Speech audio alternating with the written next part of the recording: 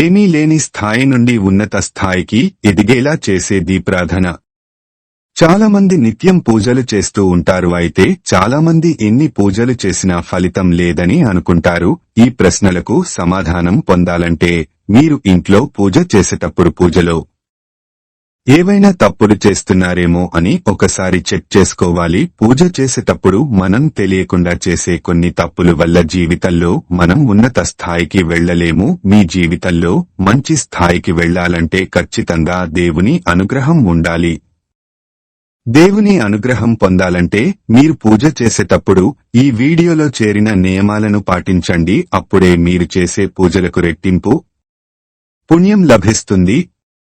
కాబట్టి ఈ వీడియోలో చెప్పే విధంగా పూజ చేసి చూడండి. త్వరలోనే మీకు మంచి రోజులు ప్రారంభమవుతాయి. అలాగే మీ జీవితంలో మంచి స్థానానికి వెళ్తారు. బ్రహ్మ ముహూర్తంలో దేవతలందరూ భూమిపై సంచరిస్తూ ఉంటారట. కాబట్టి తెల్లవారుజామున ఉదయం 3 నుండి 5 గంటల మధ్యలో స్నానం చేసి పూజ గదిలో దీపం వెలిగిస్తే చాలు, సకల దేవతల అనుగ్రహాన్ని పొందవచ్చు. ఉదయం ఈ సమయంలో పూజ చేయలేని వారు ఓం నమఃశివాయ అనే మంత్రాన్ని 108 సార్లు జపిస్తే 1000 యాగాలు చేసినంత పుణ్యఫలం సిద్ధిస్తుందట. బ్రహ్మ ముహూర్తంలో పూజ చేయలేని వారు ఉదయం 10 గంటలలోపు పూజ పూర్తి చేసుకోవాలి.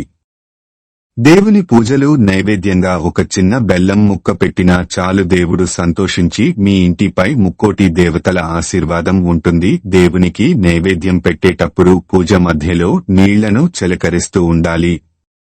దేవునికి నైవేద్యం పెట్టిన తర్వాత 5 నిమిషాలు అలాగే వదిలేసి పూజ గది నుండి వచ్చేయాలి. ఇలా చేస్తే ఆ దేవుడు చల్లని చూపు మీపై ఉంటుంది. ఇంట్లోని పూజా గదిలో 2 వైపులా పసుపుతో స్వస్తిక్ చేసిన గుర్తుని గీయండి.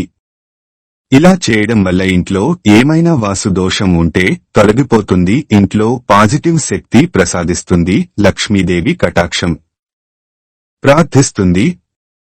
ఓం నమఃశివాయ అని కోరికను కోరుకునే గంట కొడితే మీరు అనుకున్న కోరిక నేరుగా దేవుడి దగ్గరకు చేరుతుందని శాస్త్రం చెబుతుంది. పూజ పూర్తయిన తర్వాత ఇంట్లో ధూపం వేయాలి. దీపారాధన చేసిన తర్వాత దీపాలు వెలుగుతున్నంతసేపు పూజా మందిరం తలుపులు తెరిచే ఉంచాలి. పూజ గదిలో లక్ష్మీ అమ్మవారి విగ్రహం లేదా పటం దగ్గర గవ్వలను పెట్టి పూజించాలి. ఇలా పూజిస్తే వారికి సిరి సంపదలతో పాటు సుఖ సంతోషాలతో ఉంటారు. మీ పూజా గదిలో ఎల్లప్పుడూ అక్షతలు ఉండాలి. పూజ గదిలో ఉన్న అక్షింతలను దైవశక్తి ఉంటుంది కాబట్టి పూజ చేసిన తర్వాత అక్షింతల తలపైన వేసుకుంటే దేవతలు ఆశీర్వాదం లభిస్తుంది.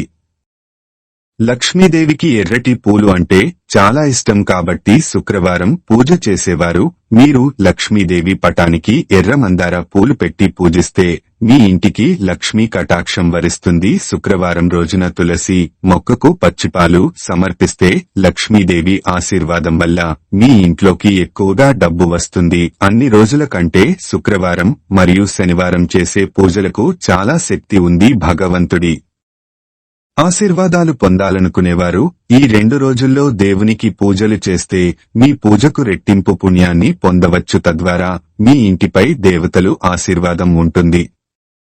పూజ గదిలో ఉండే దేవుడు పటాలు కూడా పాతవి ఉంచకూడదు. పూజా గదిలో పాట పడిపోయిన విగ్రహాలు గాని దేవుని పటాలు కాని ఉంటే మీరు చేసే పూజకు ఎటువంటి పుణ్య ఫలితం లభించదు. కాబట్టి మీ పూజ గదిలో పాత దేవుని విగ్రహాలు ఉంటే వెంటనే వాటిని తీసేయండి. పూజ గదిలో ఉన్న దేవుని విగ్రహాలు ఒకదానితో ఒకటి ఎదురుగా ఉండకూడదు.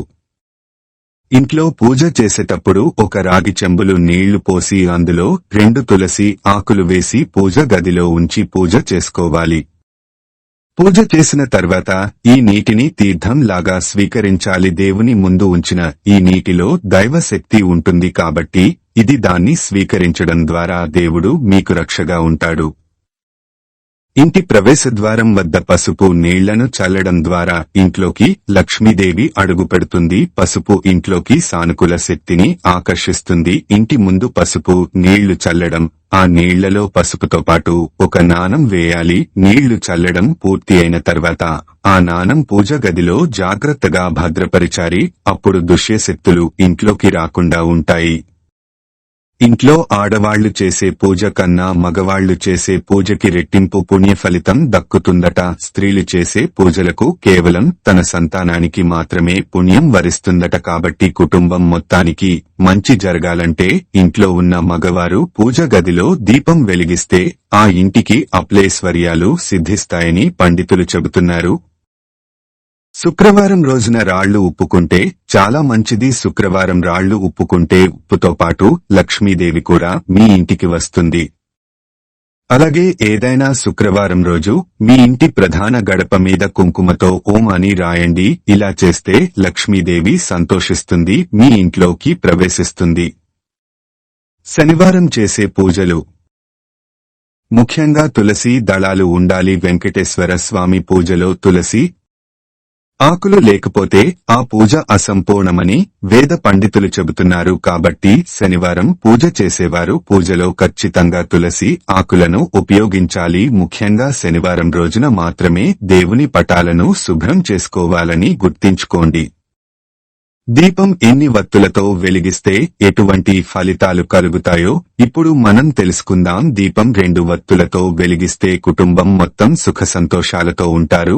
దీపం 3 వత్తులతో వెలిగిస్తే అష్టైశ్వర్యాలు కలుగుతాయి. దీపం 5వ వత్తులతో వెలిగిస్తే ధన ప్రాప్తి, ఆరోగ్యం, అభివృద్ధి కలుగుతాయి. దీపం 9 వత్తులతో వెలిగిస్తే కీర్తి ప్రతిష్టలు లభిస్తాయని ఆధ్యాత్మిక గ్రంథాలు చెబుతున్నాయి. దీపం తూర్పు దిశలో వెలిగిస్తే మీకున్న కష్టాలన్నీ తొలగిపోతాయి. అలాగే గ్రహ దోషాలు కూడా తొలగిపోతాయి. దీపం ఉత్తర దిశలో వెలిగిస్తే ఇంట్లో ఏదైనా ప్రవాహం పెరుగుతుంది.